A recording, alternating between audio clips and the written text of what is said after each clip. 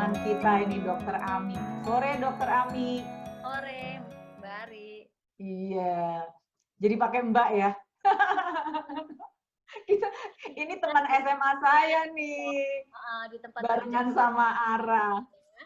Walaupun muda ataupun dia lebih tua, biasanya kita mau menyebut Mas atau Mbak gitu. Oh gitu. Kalau mau panggil Ari juga boleh ya. Boleh. Ya. Jadi lebih dekat. Oke, kan tadi ini Ara tadi udah cerita tentang pengalamannya ya. Nah ini kan sebagai dokter, saya dengar minggu lalu katanya ada persiapan karya tulis ya, yang tentang COVID-19. Nah boleh nggak di-sharing gambarannya gini? Karena tadi kan sudah diusahakan dia pakai protokol kesehatan gitu ya, tapi kan memang dia sudah pakai masker dan dia nggak tahu itu kenanya di mana. Yang pasti memang dia dalam kondisi capek ya, karena dia lelah, dalam kondisi yang memang secara fisiknya itu memang lemah ya. Nah, gimana nih dok ceritanya itu bisa seseorang terpapar, dibilang kena atau terpapar COVID ini seperti bagaimana awalnya biasanya? Baik, terima kasih. Pertama saya mau sapa dulu ya, Mbak Jovita. Halo dok. Ara, iya senang sekali. Saya pikir ini acara bagus, kita bisa sharing, apalagi dengar sharing pengalaman dari Mbak Ara ya, yang dia videokan. Sangat bagus untuk kita belajar kan dari pengalaman ya. Saya pertama harus tahu dulu saya seorang radiolog ya, jadi saya biasanya berkaitan langsung dengan pasien. Jadi saya seorang radiologis, jadi saya yang memeriksa pasien-pasien COVID untuk pemeriksaan ronsen, CT scan toraks ya. Tetapi karena diundang sama Mbak Ari untuk sharing, saya berpikir juga ya nggak ada salahnya kita berbagi edukasi ya kepada masyarakat, untuk kita sendiri juga dan keluarga, siapa tahu memang berguna ya. Karena ini yang saya dapetin juga dari para ahli-ahli epidemiologi, dari beberapa teman. Yang tadi Mbak Ari cerita tentang untuk menulis artikel, ya memang saya sedang menulis artikel seperti Mbak Ara, membuat video itu untuk juga memberi edukasi kepada teman-teman lain. Saya juga berpikir seperti itu. Kalau kita ada yang kita tahu dan kita tulis ya bisa dibagi ya. Cuman saya nggak bisa langsung kasih ini karena ini akan dipublish ya. Jadi saya menjawab pertanyaan Mbak Ari aja, kenapa bisa udah pakai masker udah segala macam. Awal pertama saya mendengar tentang wabah ini, saya juga ikut karena di rumah sakit tempat kami kerja tuh wajib untuk mengikuti ada satu seminar awal-awal mengenal apa itu wabah COVID-19 ya, dulu sebutnya masih coronavirus. Jadi virusnya tuh sangat kecil ya. Bahkan perdebatan apa dia hidup apa dia mati segala macam. Jadi ada proteinnya ya, ada RNA-nya istilahnya. Jadi kata Prof yang mengawali pembicaraan kita seminar waktu itu mengatakan bahwa saking kecilnya itu masker yang Anda pakai di ruangan ini juga bisa tembus. Oh, oke. Jadi yang paling bagus menurut beliau adalah ada satu masker ya, saya nggak tahu apa bisa promosin atau enggak, ada satu yang kita gunakan di rumah sakit itu yang benar-benar bahwa itu mungkin bisa untuk memproteksi dari kecilnya mikron ukuran dari virus itu. Nah, Mbak Ara itu mungkin bisa pakai masker, tapi ya, kita nggak tahu maskernya itu masker yang bisa jadi ya. Kemudian tadi juga bercerita tentang pakai sarung tangan. Nah itu juga kita nggak sarankan kepada masyarakat untuk menggunakan, karena sarung tangan itu malah ya dia nempel ya. Sebaiknya setelah belanja segala itu lebih bagus kita langsung cuci tangan atau pakai hand sanitizer aja ya. Dan penggunaan masker juga itu harus ada waktunya. Selain menggunakan dengan yang benar ya Mbak Ari, misalnya 4 jam itu disarankan untuk mengganti lagi maskernya. Jadi kalau yang memang mau dicuci ya dicuci, tapi pakai yang baru lagi, jangan yang itu terus selama seminggu. Oke, ya. Jadi yang saya dengar dari para ahli juga mengatakan bahwa 4 jam itu sebaiknya diganti gitu ya. Kemudian Mbak Ara apa memang kena langsung dari supermarket itu, kita nggak usah pusing tentang dapat dari mananya ya, atau apa ya.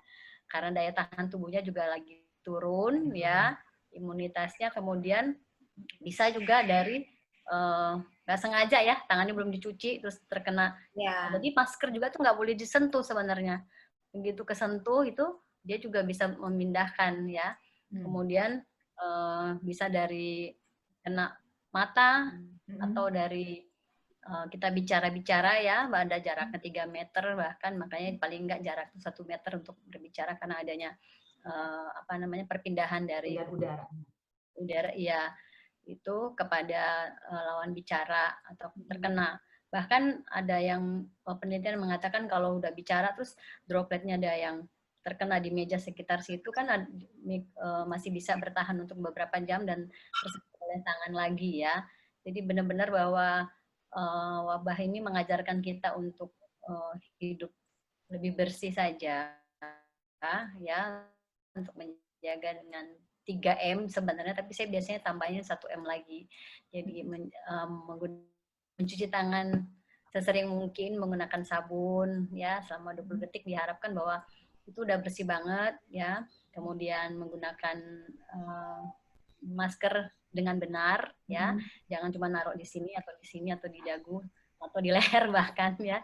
Jadi menggunakan masker dengan benar dan benar-benar masker yang kalau bisa itu yang kalau tesnya tuh ditiup terus katanya udaranya tuh nggak nembus ya untuk keluar. Yang ketiga itu menjaga jarak. Kenapa? Karena kalau berpindahnya virus itu karena ada jarak yang dekat antara yang kita berdekatan ya berbicara, jadi social distancing itu. Yang keempat yang saya tambahin adalah menjaga imunitas ya. Bagaimana tadi Mbak Ara udah sebutkan bahwa nanti Mbak Yovita juga bagaimana kalau stres itu sendiri bisa mengganggu imunitas kita, kemudian kita istirahatnya yang cukup, makannya yang bernutrisi, kemudian ada ajuvan tambahan beberapa vitamin saja, karena sebenarnya kan wabah ini seperti ya flu-like syndrome seperti itu yang dikatakan bahwa tergantung dari ringan, sedang dan beratnya dari gejala tersebut. Jadi kalau imunitasnya juga bagus, kemudian nggak ada penyakit yang menyerta, biasanya akan sembuh dengan baik juga. Kalau sekarang kita pakai masker kain yang kita cuci ulang, itu bagaimana, Dok? Ya, saya rasa masker kain yang kita cuci ulang nggak apa-apa. Maksud saya adalah gini, sekarang kita dianjurkan untuk bisa menggunakan masker apa aja yang kita punya ya untuk keluar dari. Sekarang yang masker itu kemudian ada dilapisin dan yang nggak dipakai berulang-ulang selama misalnya 2 hari ataupun sehari penuh. Disarankan kalaupun punya lebih ya udah dipakai untuk berapa jam, kemudian diganti. Orang baju aja kan diganti ya pagi sore gitu, apalagi masker yang seperti itu, apalagi udah makan terus dipakai. Nah itu yang biasanya saya pikir itu salah satu yang mesti diedukasi ke masyarakat, bagaimana penggunaan masker yang benar itu sangat kita menghindari terpaparnya dari COVID-19 ini. Ya. Itu kan kita kalau di rumah itu kan udah orang-orang serumah yang nggak pula ya. Kita udah tahu kan mereka negatif semua. Itu apakah kita tetap harus kayak jaga jarak apa enggak? Protokol kesehatan sih tetap menganjurkan kalau kita nggak bisa meskipun di rumah. Ya, untuk orang serumah.